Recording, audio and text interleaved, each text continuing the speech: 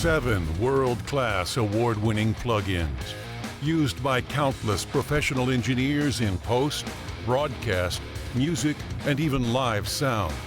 Join the elite who own Sonox Elite because you're worth it. Wait, what? Because you're worth it. Cut! Hi, this is Matt Houghton for Sound on Sound at the Winter NAMM show in Anaheim, California 2013.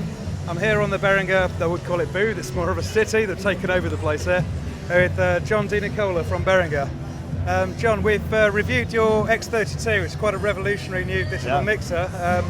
Gave it a big thumbs up, but you've got a whole load more products coming out based on that now. Yeah, actually, what we've done is we've taken the hugely successful X32 and we've brought it into a number of different sizes, that all have the same power of its big brother X32, so it's really exciting. And it's all the same preamps, the same DSP, same Midas design yeah? mic preamps, the same software, the same iPad control, PC Mac control via X control. Yeah. A lot of the things you're used to on the X32, effects and everything, we have on all the little brothers. So this is the first model here. This is the X32 Compact. Okay. So what we have on the back here is 16 Midas design microphone preamps.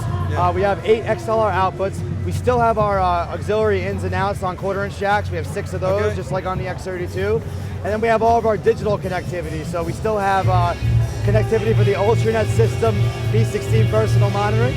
We have the UFX USB Firewire recording card here. And most importantly, we still have our AES-50 connections, 2 AES-50 ports for connection to our S16 digital stage box or other X32 consoles. So what's really exciting about that is even though we have a 16 microphone inputs on the back, you'll notice that we have access to channels 17 through 32. Because like I mentioned, it's the same 40 input mix engine that the X32 runs. So exactly, so you just connect another console or S16 stage boxes, and now the X32 Compact is the 32 microphone input. So you're console. reaching out to a different audience with that. Speaking of which, you've got elsewhere on here, you've got things without faders. You've got rack mount versions. Yes, so we have a few other models. Across the way over here is the X32 Producer. So it's just a little bit smaller on this. We've got a 5-inch screen in order to make it a 19-inch wide rack mountable version. So that same targeted more home studio type things? Or? Sure. Even an install situation where you want to have a nice portable rack, you can drop it right on top of the rack over there. And again, you still have a 16x8, so you have 16 Midas design mic preamps. On the Producer, we don't have the scribble strips anymore, so I know I love the scribble strips on the Compact, but it's a good preference. It gives users an option. So that's the first rack mountable one.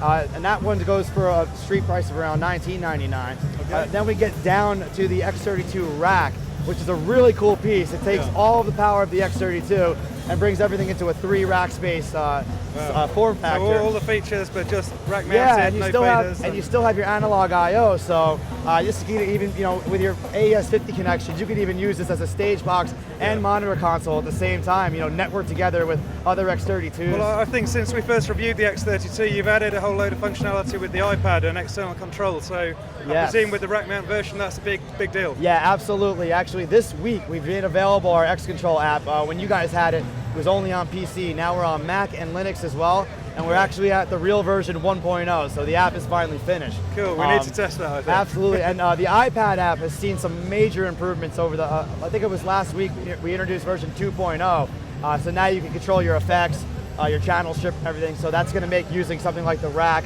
or the Core, which we haven't gotten to, a lot easier. So we've got one of the original X32s still there, waiting to be testing the new software. So excellent. We look forward to it. Thank you very much, John. You're welcome.